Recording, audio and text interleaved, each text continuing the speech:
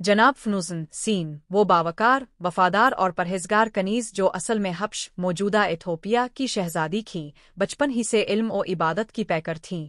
जनाब फ़िज़ा का ताल्लुक शाही ख़ानदान से था, मगर उन्होंने दुनिया की ज़ेब व ज़ीनत को तर्क करके दौन मुहम्मदी से वाबस्तगी इख्तियार की और मदीना मुनव्वरा में सैयदा निसा अल-आलमीन हज़रत फ़ातिमा अल-ज़हरा सीन की खिदमत में आए। उन्होंने न सिर्फ खिदमत अंजाम दी बल्कि इल्म, अखलाक, ज़ुहद व तक़ू में इतना कमाल हासिल किया कि हज़रत ज़हरा सीन ने उन्हें बेटी की तरह अपनी आगोश में परवान चढ़ाया। जनाब फ़िज़ा ने सैयदा फ़ातिमा अल-ज़हरा सीन, मौला अली ऐन, इमाम हसन ऐन और इमाम हुसैन ऐन की खिदमत में सालों गुजारे। उनकी वफ़ा और कुर्बानी का सबसे बड़ा इम्तिहान तब आया जब इमाम हुसैन ऐन का काफ़िला मदीना से मक्का और फिर मक्का से करबला रवाना हुआ। जनाब फ़िज़ा बीबियों के साथ हर लम्हा शरीक थी। कभी छोटे बच्चों को संभालती, कभी ज़ख्मियों के लिए पानी और मरहम का बंदोबस्त करती और कभी खैमों में सज्जी अजानों के दरमियान शुहदा के सरों के साथ सब्र और रज़ा का मुज़ाहरा करती। ओमन आशूर के दिन जब खाम हुसैनी पर हमला हुआ और खैमों को आग लगा दी गई, जनाब फ़िज़ा बच्चों को संभालती हुई आग में लिपटी चादरों को बचाती फुर्ती थी। बीबी सकीना सीन, बीबी रुकया सीन और दीगर बीबियों को गोद में लिए जनाब ज़ैनब सीन के पीछे पीछे शाम गरीबा के घुप अंधेरे में सहरा के ज़र्रों से धुआं सूंघती और छोटे छोटे कदमों को उठा उठा कर संभालती थीं।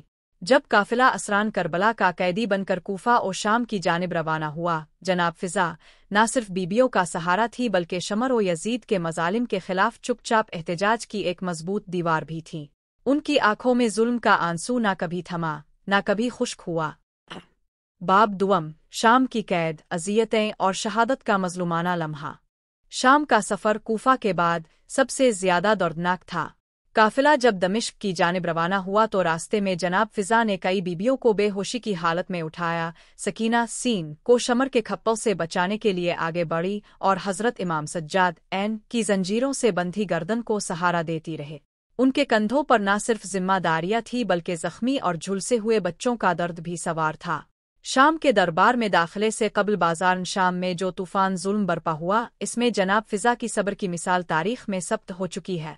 लोगों की बेगैरती, पथराव, तौहीन, गालियां, उन सब में फ़िज़ा बीबी ज़ैनब सीन के गिर्द साए की तरह मौजूद रहे। बीबियों को थामती, इमाम सज्जाद ऐन के कदमों से जंजीरों को हिटती और रू रू कर कहती थीं, ये उम्मत किस नबी की है, किस दीन की है? क्या उनके नबी ने औरतों को बाजारों में तमाशा बनाने का दर्स दिया था? शाम के कसर यजीद में जब बीबी ज़ैनब सीन ने खुतबा दिया तो जनाब फ़िज़ा के लब मुसलसल दुआओं में हल रहे थे। वो हर लफ्ज़ पर आसमान की तरफ निगाह उठाकर कहती, इलाही, हमने हुसैन ऐन को तेरी राह में कुर्बान किया, अब हमारी नामूस की हिफाजत खुद फरमा। शाम की कैद खाना वो मकाम था जहाँ सब बीबियों को कैद किया गया। जनाब फ़िज़ा भी उनके साथ थी। रात को छोटे बच्चों को तसल्ली देती, बीबियों के कदमों की खाक साफ करती और खुद भूखी रहकर दूसरों के लिए थोड़ा सा पानी बचाती थीं। मगर उनकी ये कुर्बानियां यजीदी लश्कर के जालिमों को बर्दाश्त न हो सके। एक रात जब बीबी रुकया सीन के विसाल का वक्त करीब आया, जनाब फ़िज़ा उनके सरहाने बैठी रो रही थी।